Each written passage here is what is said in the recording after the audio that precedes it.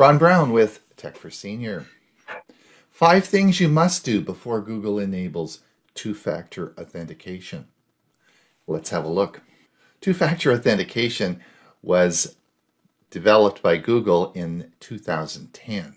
Since that time, I've taught many courses on it and helped a lot of people initiate and get two-factor authentication initiated and set up. Despite the ironclad protection it gives your account, there's still only 10 to 20% of people that have really adopted this technology. So Google said, that's it. It's going to be mandatory. And the change has already started. So two-factor authentication will be required for your Google account. What has happened in the last couple of months? Well, those of you who are YouTube creators, in other words, if you've uploaded a video to your YouTube channel, then you will be classified as a creator, and you must have two-factor authentication turned on in October, a couple of months ago. So that has happened to those people, and Google now is moving into the next phase where it's auto-enrolling 150 million people into two-factor authentication. So it is extremely important that you watch this video, because the 5 things you need to do before they do this are so important. Because if it gets mixed up, you are going to have to phone Google, and nobody wants to do that. So be sure and watch this video. I will have a second video coming out next week that will explain the 4 phases of two-factor authentication and the changes that have occurred. So if you do teach two-factor authentication, there are some changes that are occurring with this auto rollout, and I'll explain those in the second video next week. So let's have a look and see what you need to do. You remember the like and subscribe routine. If you like this video, please click the like, and we'd sure appreciate it if you would subscribe to the channel. It really helps us make videos like this. Let's get on with the show. Now let me just clarify. What we're talking about today is two-factor authentication. And from this list, you'll see that I have two-factor authentication enabled on all these accounts: Google, Microsoft, Amazon, Facebook, LastPass, PayPal, GoDaddy, Twitter, and MailChimp. All these are protected because two-factor authentication is turned on. What I'm talking about today is Google. Google is making you turn on two-factor authentication for protection. This is what the 5 things you need to do to make sure that this process occurs smoothly. Tip number 1 is do not share an email address. In my 10 years of working at Silvercom CTC, a computer club at Mesa, I found that about 20% of people had a shared email address, such as marthaandjohn@gmail.com. This does not work well for two-factor authentication. Part of the problem with that is that your email address in most cases is the name on your Google account. It is actually your Google account. So you're not just sharing an email address, but you're sharing a Google account, and this does not work. It will become apparent how this turns out in the next video. Now in Martha's case, I would recommend Martha, if she wants to, she could continue using the name marthaandjohn@gmail.com, but John should have his own Gmail account. Now he probably has an Android phone, and if he does, he actually will have an email account and a Google account with that name on it. Tip number 2, you will require your own cell phone. Two-factor authentication is going to work by sending what we call a push notification to your cell phone to authorize entrance into your account. If your wife has the cell phone uptown, then you're not going to be getting into your Google account. So each member of the family is going to require a cell phone. Tip number 3, you will need to know what your Google account is and password. Now this may seem very obvious, but associated with your Android cell phone is a Google account, and you need to know what Google account was used to set up that phone. You can find that in the settings. Otherwise, when you get your push notification, it won't be going to the right. Know what your Google account is and password. Now, in most cases, this is your Gmail address and password. If you're using an iPhone, the process is just a bit different. You will need to know what your Apple ID is and password. If you don't, oh my gosh, go down to the Apple Store and see if you can get that sorted out. Once you do, you will, if you use any Google products on your iPhone, such as Chrome or Gmail, then you will be required to log into your account and you will get a notification on your iPhone, very similar as it is on Android. The two-factor authentication has been built into Safari for a number of years now. Now, tip number 4, you will be required to receive an SMS text message. Whoa, what's all that about? Most of you are probably receiving texts on your phone through messaging apps, such as WhatsApp or Facebook Messenger. There's over 100 apps that will send you a text to your phone. This is not what we use in two-factor authentication. We use what we call SMS texting, which is through the cell phone company you're dealing with. This is where the SMS text will come through your cell phone provider, and it actually lands in the same place the messaging apps are on your phone, so it looks pretty much the same. But it does come from your cell phone provider through a separate service. And the example I've given you is an old cell phone. We had SMS text messaging before internet was discovered or invented or created. So this is a very secure method by which you can receive text, and this is how you'll be getting the notification on your cell phone for two-factor authentication. Now, I don't think this should be a hardship on you, as that almost all cell phone plans I've ever seen allow you to receive a SMS text message. You won't need to send the message, you just need to receive it. So you should be okay with this one. Tip number 5 is please keep your cell phone number. Now, this is going to be a big change for snowbirds going south, because I know if you're Canadian and you head south, you're all going and getting a consumer cellular SIM card and getting a US number while you're in Mesa, Arizona, enjoying the sun. This is a very bad idea and will not work with two-factor authentication. I've given lots of courses on travel around the world and how purchasing local SIM cards can be a great way to get cheap internet.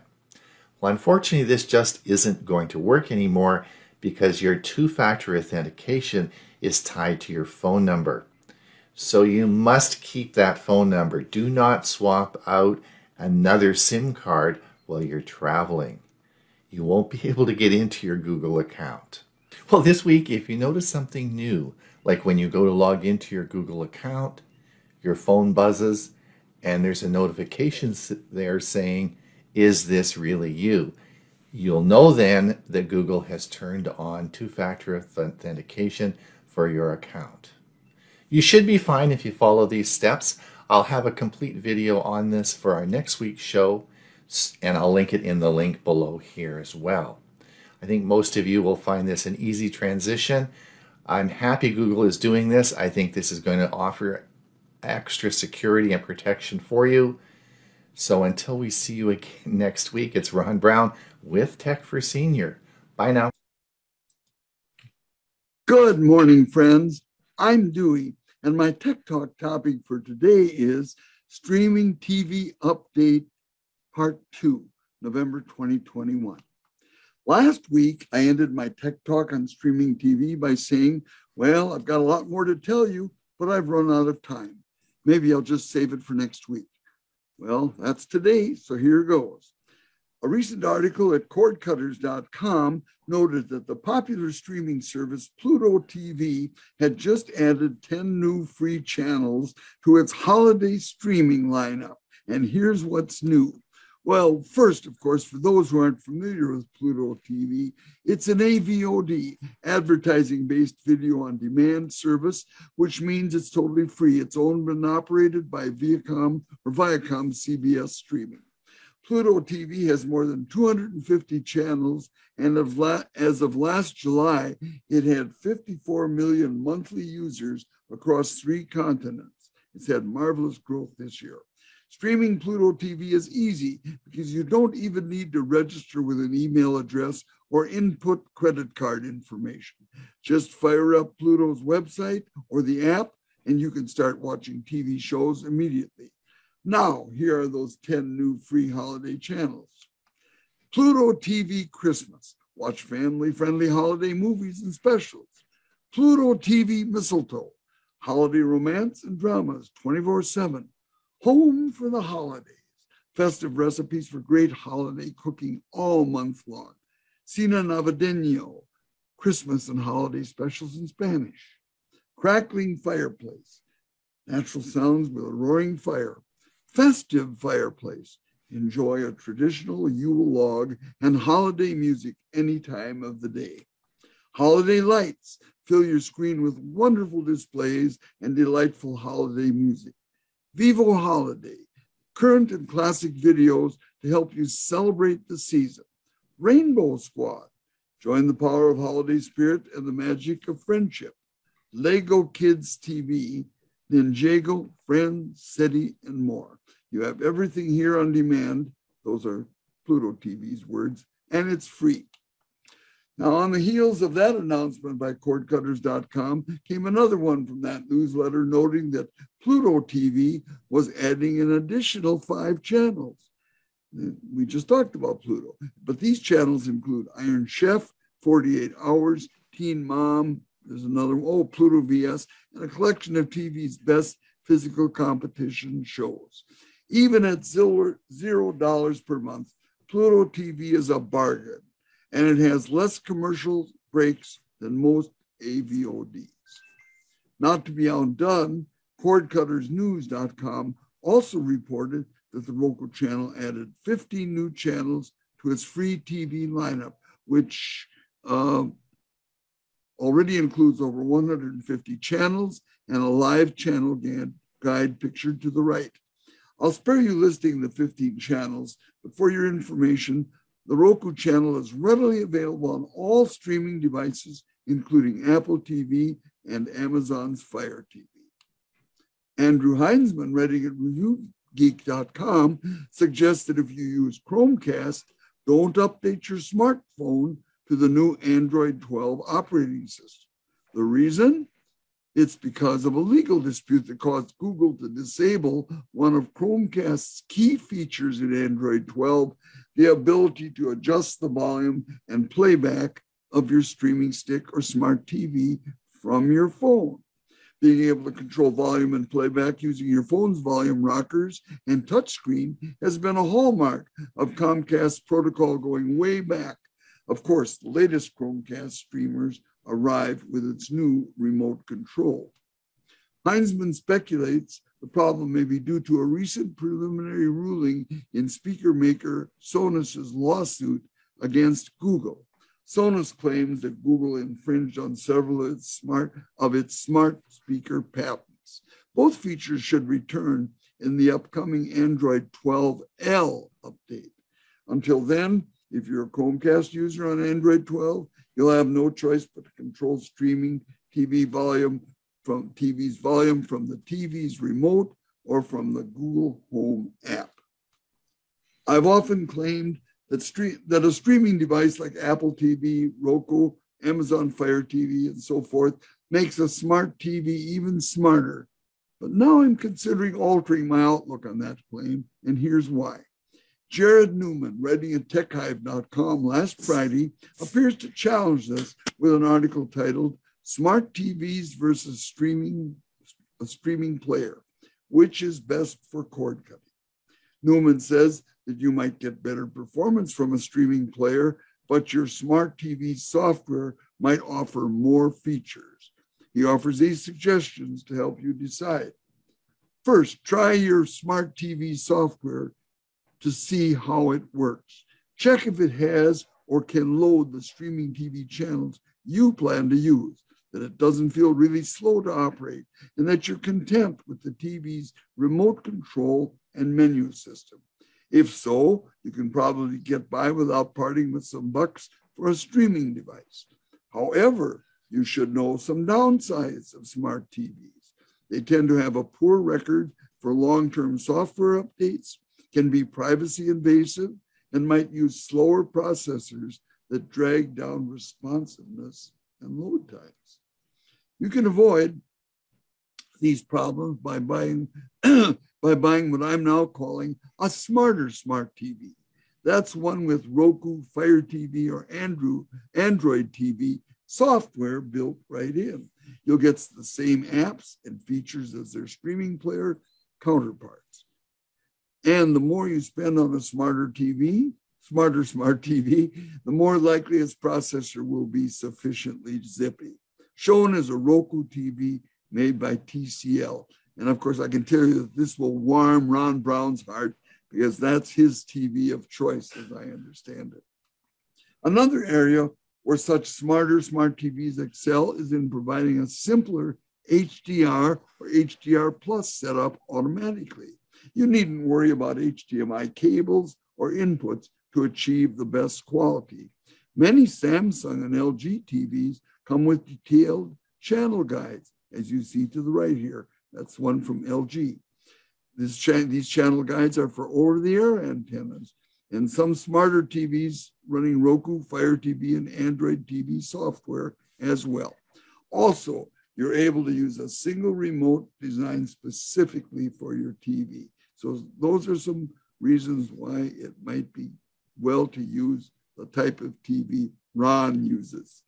Some Android TVs and Fire TVs, including Amazon's new Omni TVs, have built-in microphones. So you can launch video, control playback, adjust volume, or switch inputs without touching the remote. This is simpler than setting up a Fire TV Cube or trying to pair an external smart speaker with your streaming player.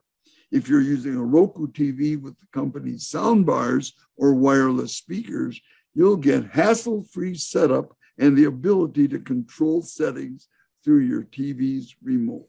That's great.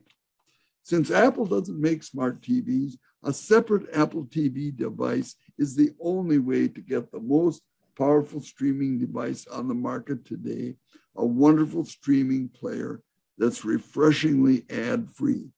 The Apple TV 4K 32 gigabyte model is $170 on sale at Amazon now. Likewise, the NVIDIA Shield TV has no equal if you wanted an Android TV streaming device with the best possible performance. The standard Shield TV, which is at the upper right, is $150 and on sale now for $130 at Amazon and Best Buy. The Shield TV Pro, which is the lower right, it's a bigger model, is $200 and is not on sale.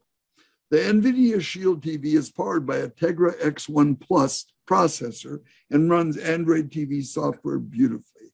It supports Dolby Vision HDR, Dolby Atmos surround sound, and does 4K as well. Also, you can stream straight from your phone with its built-in Chromecast 4K. That's pretty neat. It comes in a tubular body, which NVIDIA says can help avoid wireless interference. It has a gigabit Ethernet port and a micro SD card slot for storage expansion. You can control a Shield TV with your voice using Google Assistant and issue commands with Alexa through an Amazon Echo speaker. Though it's kind of long in tooth, the NVIDIA Shield TV is still first class. Well, that's my Tech Talk story for today, and I'm sticking with it. Thanks for watching. Stay safe, and we won't see you again, or we won't see you next week because my honey and I will be packing next Monday to leave for Arizona the very next day for our special place there at Silveridge RV Resort. But we will see you on Monday, December 6th, and I'm looking forward to it. Bye now. I'm Huey Poplock. The website of the week, number 4, the Wayback Machine. No, not Mr. Peabody's Wayback Machine. It's the Internet Archive's Wayback Machine at archive.org. I mentioned this last week when I talked about the Internet Archive. You go to archive.org and you just type in a URL or some keywords and you'll get the Wayback Machine. The Wayback Machine contains 624 billion web pages. 750 million pages are captured per day, and 550,000 users are on the Wayback Machine per day. Why would we want to look back at a website? One is nostalgia, or history, the history of a club, an organization, a company, whatever the website was. Recently, an organization contacted me that they were interested in a website. They had had one and lost contact with the person who developed it. They didn't have the password. And so I went and through the Wayback Machine was able to look at it, reclaim some graphics, and reclaim some of the images, and reclaim some of the information to be used at least in research and putting together a new website. And then just plain old curiosity is another reason to look back at a website. This is how you get to it. Here is an example. It brings up a list of all of the dates that it had checked the website and gives you a calendar that you can choose which snapshot to look at. This happens to be a website of a company that I used to own, a computer company. This was from January 25th, 1999.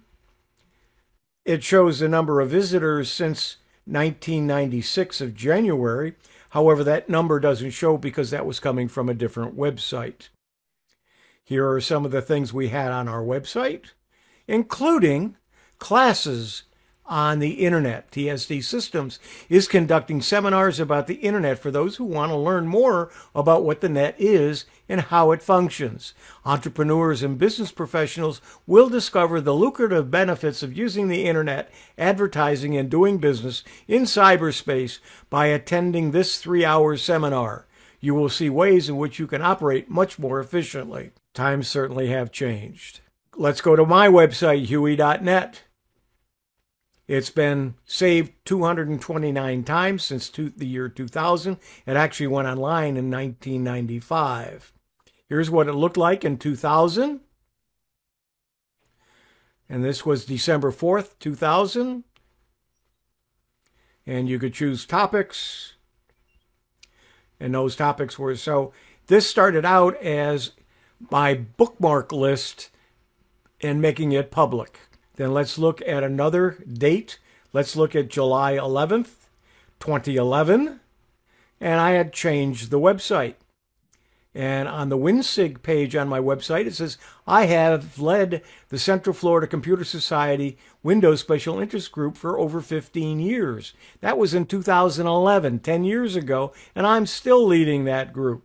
So I've been doing it for over 25 years. And here's some information from my blog and from the welcome page. Here's the blog. Let's go to December 19th, 1996 for the Central Florida Computer Society. December 19th, 1996. This is what their website looked like. This was the program that was being presented by Symantec, Run Your PC by Remote Control, PC Anywhere 32. Remember those days? And this was June of 2002. The website changed its look. And then also in May of 2009, let's take a look at the leadership. The president was Stan Wallner. Stan's the president currently. I was vice president at the time. One of the directors was Ted Goodwin and Mike Ungerman. You've probably met on some of the programs. Bob Black is still a member of the board of directors of CFCS. Here's that whole page.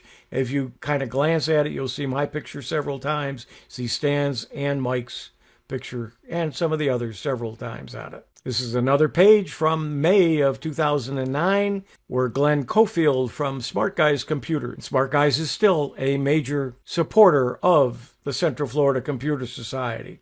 So this is the website of the week, the Wayback Machine. I'm Huey Poplock.